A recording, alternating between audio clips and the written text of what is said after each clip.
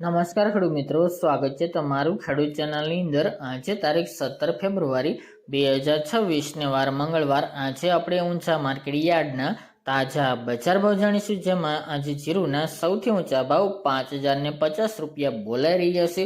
આજે ફરીવાર જીરુ બજારમાં તેજી જોવા મળી રહી છે અને મિત્રો વરિયાળીના ભાવ પણ 7000 આસપાસ આજે પણ જોવા મળી રહ્યા છે। જીરુ અને વરિયાળી મિત્રો સતતપણે વધઘટ સાથે વેપાર સારો એવો જોવા મળી રહ્યો છે અને સારા એવા ભાવ પણ નોંધાઈ રહ્યા છે। જીરુમાં પણ મિત્રો દરરોજ વધઘટ સાથે વેપાર જોવા મળશે। નવા જીરુના ભાવ 5000 આસપાસ નોંધાશે। તો ચાલો મિત્રો આપણે જાણી લઈએ કે આજે રાયડો, જીરુ અને અજમાના ભાવ શું ચાલી રહ્યા હતા।